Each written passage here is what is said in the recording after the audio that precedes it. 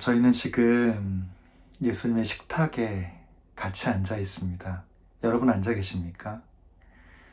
아, 여러분은 인생에서 정말 기억에 남는 식탁이 있으세요? 그 식탁? 저는 하나 있습니다. 제가 너무나 사랑하고 또 제 리더도 너무나 사랑하는 형제의 부모님 중에 한 분이 돌아가셨습니다. 그래서 그 형제가 외국에서 공부를 하다가 급히 들어왔습니다. 그 부모님은 그 형제에게 너무나 큰 존재감을 가진, 어쩌면 인생의 대부분의 동기부여를 그분에게 받았던 좋은 부모님이셨습니다. 그 형제가 공항에 와서 너무나 당황한 그 형제를 제가 픽업을 해서 밥은 먹여야 되니까 제 멘토의 집으로 갔습니다. 갔더니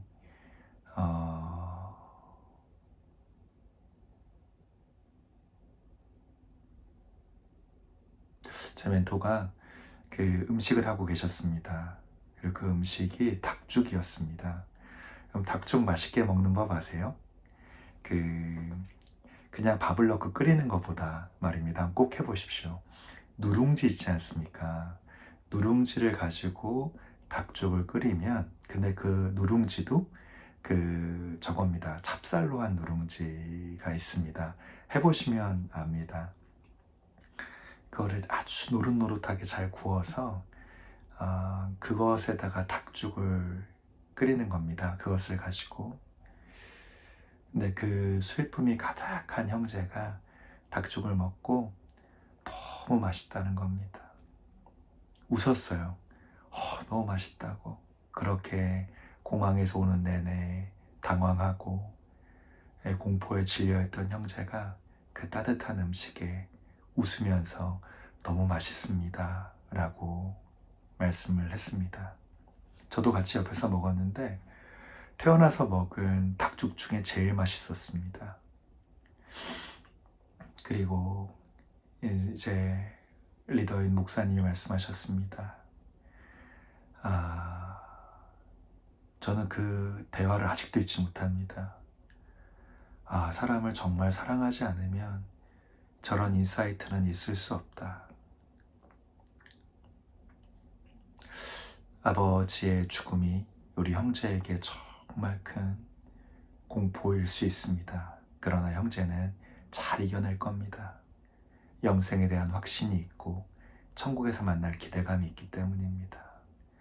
내가 염려가 되는 건 형제의 어머니입니다. 어머니가 불현듯 아버지의 빈자리를 느끼면 정말 위험할 수 있습니다. 무엇보다 아버지의 장례식에서 가장 중요한 건 어머니의 안정입니다. 어머니를 정말 잘 챙겨주시라고 평안한 얼굴로 말씀하셨습니다. 근데 그 형제가 참 평안해졌습니다. 그렇게 슬퍼하던 형제가 마치 이런 것 같았습니다. 그렇지, 나는 잘 견딜 수 있어. 나는 평안해. 내가 우리 어머니를 더 챙겨야겠다. 그래서 이 모든 일정과 또 그 가정이 평안해졌습니다.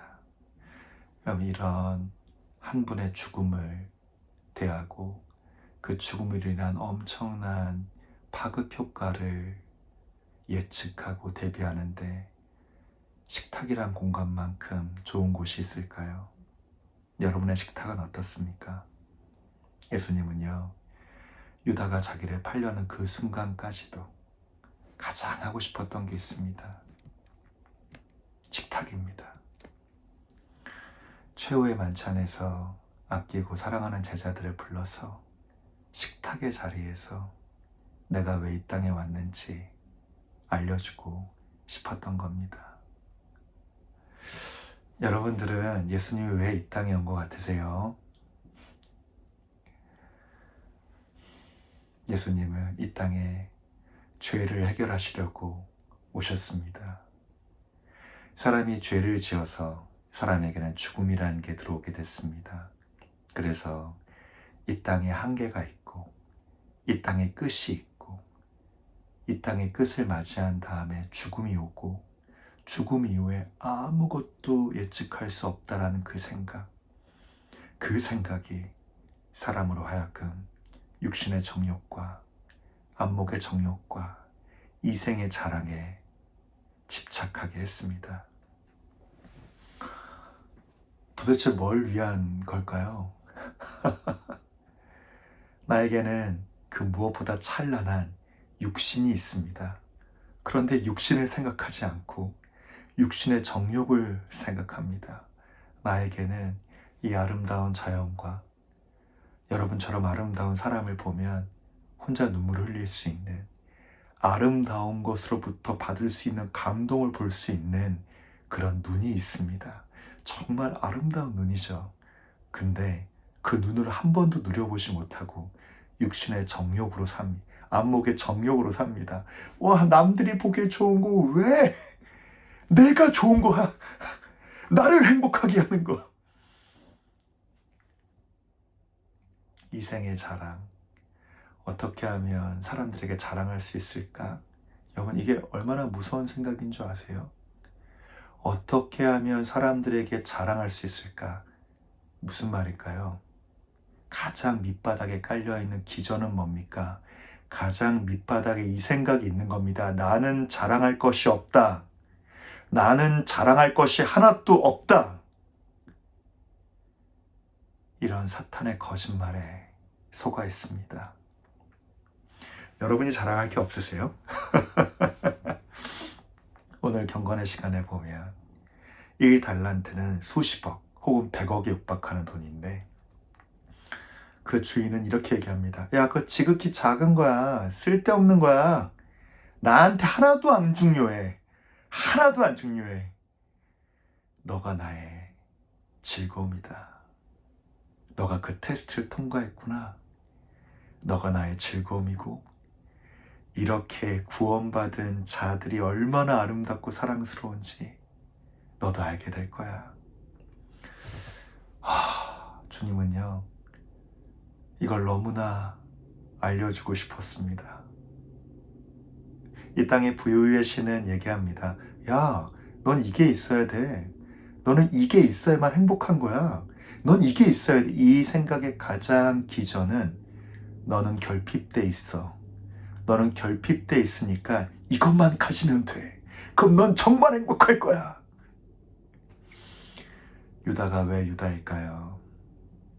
유다가 한 여인이 와서 3천만 원쯤 되는 향유를 발에 부으니까 말합니다. 야! 얼마나 합리적인 말인지 아십니까? 이것을 돈으로 드려라. 돈으로 드려라 라는 겁니다. 여러분 생각해 보세요. 똑같은 거 아니에요?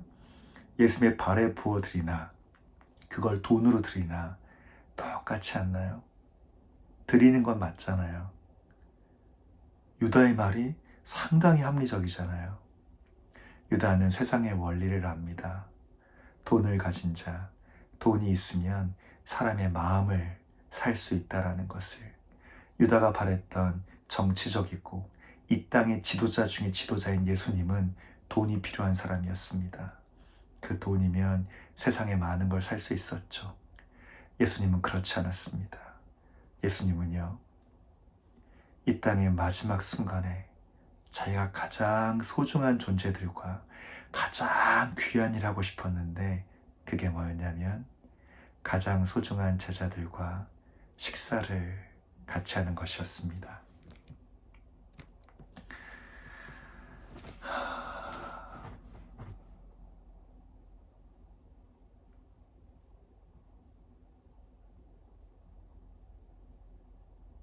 예수님이 뭐라고 기도하셨을까요?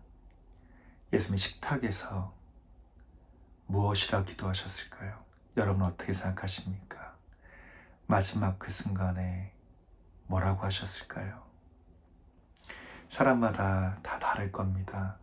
예수님이 성경에 그 내용을 감추신 것은 그럴 만한 이유가 있을 겁니다. 저는 개인적으로는 그렇습니다. 예수님은 그냥 아주 간단히 기도하셨을 것 같다. 주님, 이 음식을 이 사랑하는 제자들과 함께 먹게 하신 주님을 찬양합니다. 라고 간단히 하셨을 것 같습니다. 왠지 아세요?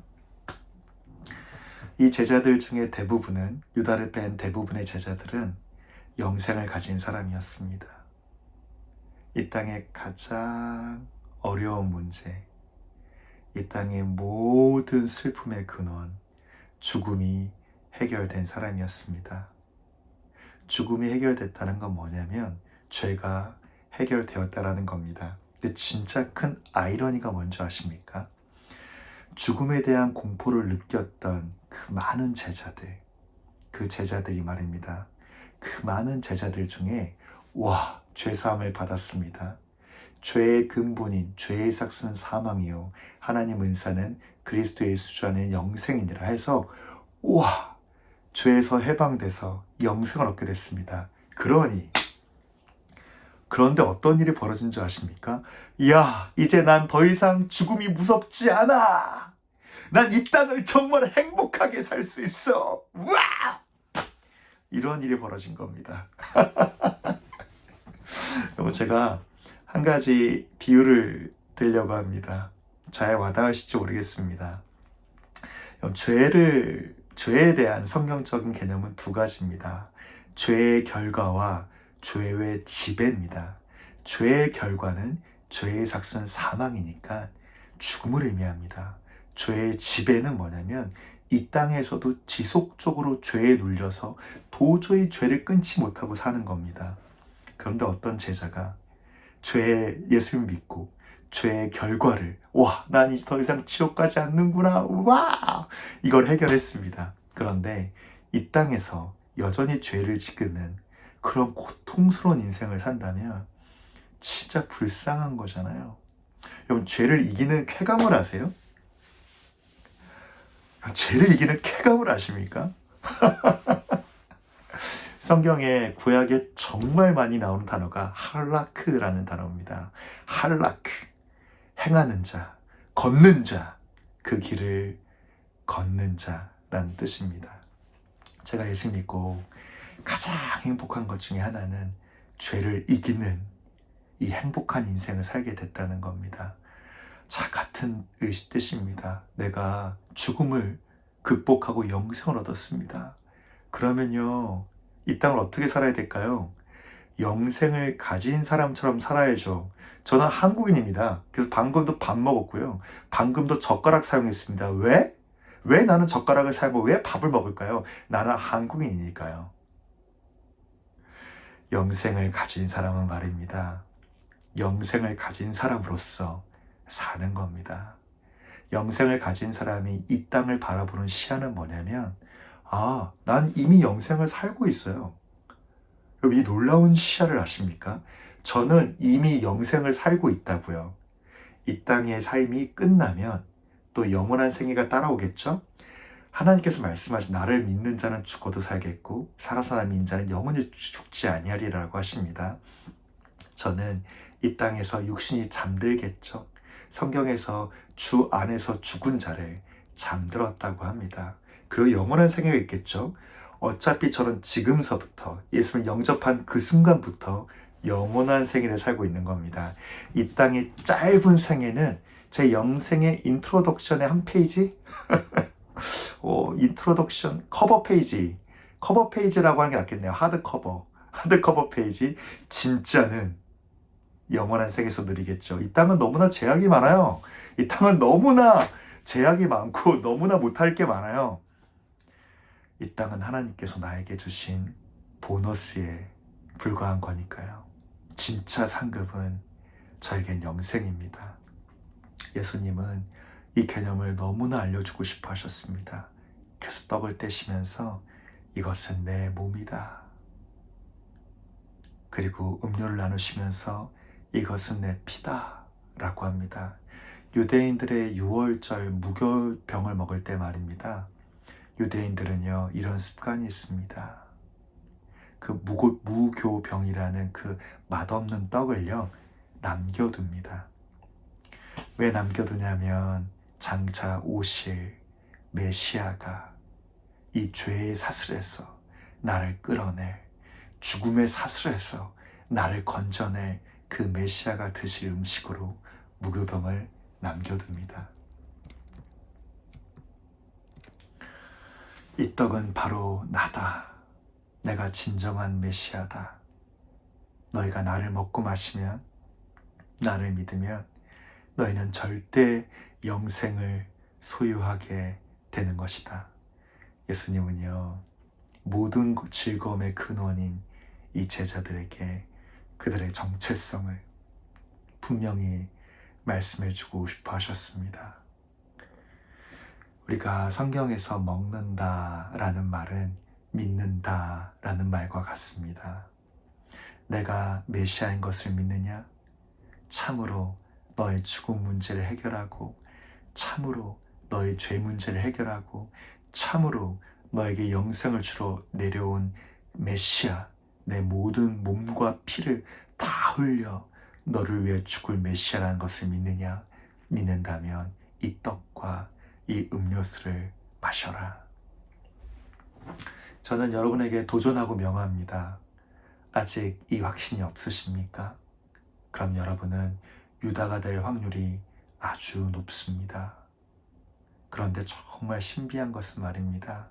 지금 제자들이 보여주는 모습은 참 허접합니다. 근데도 불구하고 이 제자들은 변화됩니다.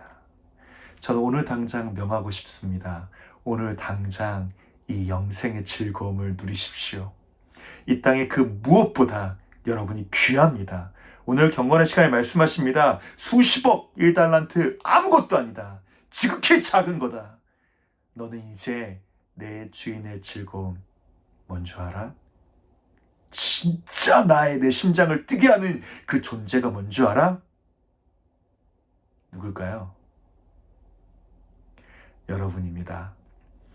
여러분이 이 영생에 대한 올바른 시야와 죄에서 해방되는 것이 얼마나 강하고 아름다운 은혜인지 알게 되면 여러분과 이 세상을 바라보는 올바른 시야가 생기게 됩니다. 그리고 예수님이 나를 위해 흘려주신 그 피와 찢긴 살이 내 인생의 모든 에너지의 동력이 돼서 크리스찬으로서 올바르게 나 자신을 바라보고 세상을 바라보고 믿음으로만 살게 됩니다. 그리고 너무나 간절하게 예수님을 닮고 싶어집니다. 너무 당연한 거라서요. 어떻게 하냐고요?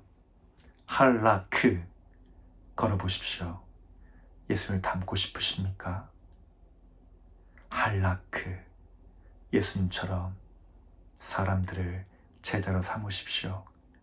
그러면 지금 이 예수님이 누렸던 이 엄청난 파워와 확신이 여러분들과 우리에게 더 크게 다가올 겁니다. 기도합니다. 주님, 오늘입니다. 영생에 대한 올바른 확신, 죄사함에 대한 올바른 확신은 모든 어두운 눈을 밝힙니다. 주님, 오늘 당장 우리 지체들이 이 올바른 확신 안에 살 수 있게 도와주십시오. 예수님의 이름으로 기도드립니다. 아멘. 감사합니다.